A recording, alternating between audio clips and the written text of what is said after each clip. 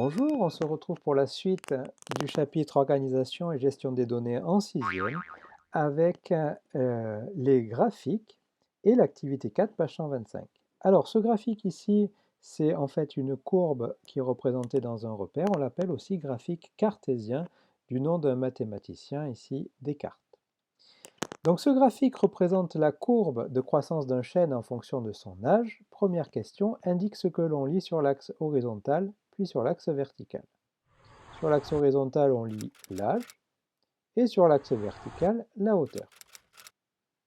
Deuxième partie, quelle était la hauteur de ce chêne à 80 ans? On lit 80 sur l'axe horizontal, et on monte jusqu'à la courbe pour lire sur l'axe vertical 21 mètres. Pareil pour 200 ans, on va venir lire ici 35, donc 35 mètres.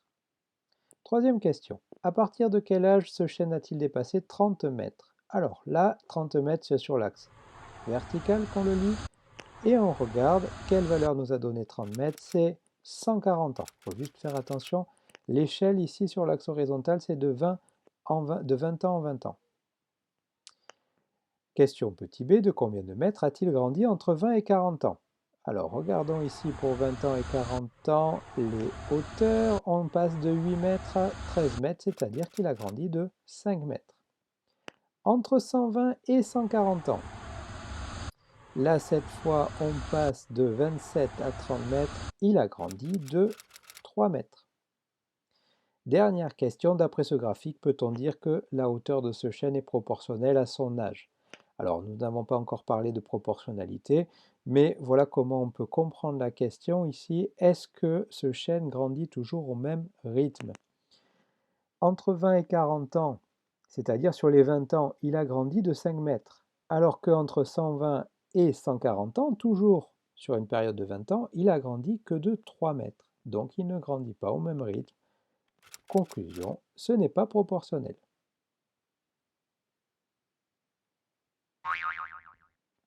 Activité 5. Voilà ici un nouveau diagramme, un nouveau graphique, c'est ce qu'on appelle un diagramme en bâton. Ce diagramme en bâton, on vous dit qu'il représente la répartition des réponses d'un groupe de personnes à la question « Combien de SMS avez-vous envoyé aujourd'hui ?» On peut voir qu'il y a le nombre de SMS sur l'axe horizontal et sur l'axe vertical le nombre de personnes. Première question, qu'indique le bâton bleu?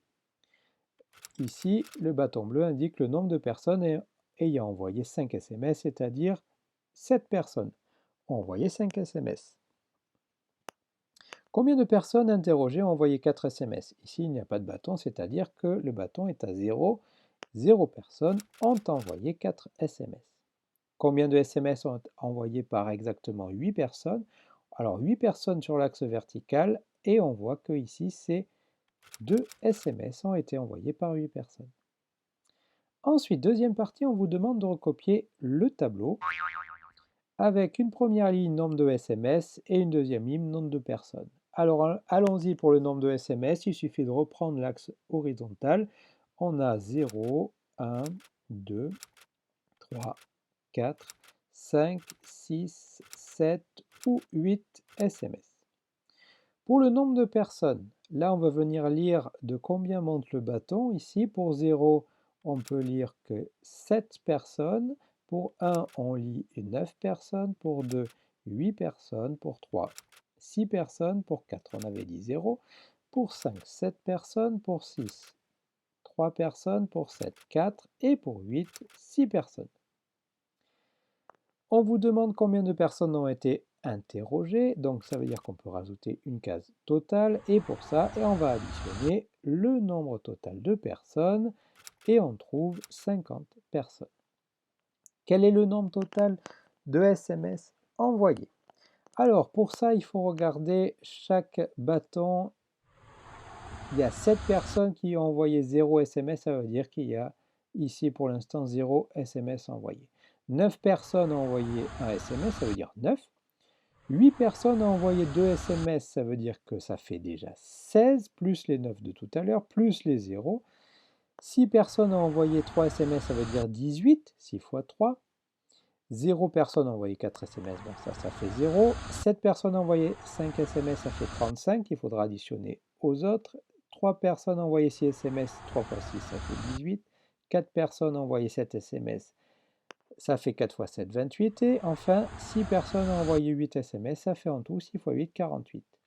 Alors voilà comment le calcul total, on pourrait le marquer en une seule ligne.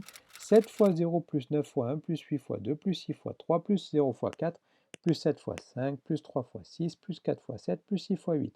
Si vous avez marqué que des calculs séparés ou si vous les avez fait dans votre tête, c'est tout à fait bon aussi. Alors, le détail maintenant des résultats, voilà, ça nous donne au total 172 SMS.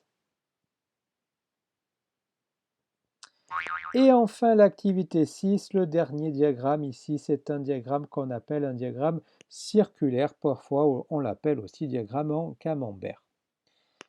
Donc, ce diagramme circulaire dans l'activité représente la répartition des déchets recueillis dans un écopoint. Première question, quelle sorte de déchets représente 25% de la totalité des déchets? Ça ne doit pas trop poser de problème ici. 25%, ça représente un quart. On en avait déjà parlé dans un chapitre précédent. Un quart du disque ici, c'est les gravats en bleu. Deuxième question, quel pourcentage de la totalité des déchets représente la part des déchets verts? Ici, c'est la moitié, les déchets verts. Hein, la moitié, c'est 50%. Les cartons, on regarde les cartons, c'est en fait la moitié de 25%. La moitié d'un quart, la moitié de 25, c'est 12,5, 12,5%. Voilà, je vous retrouve dans la leçon pour écrire d'autres exemples.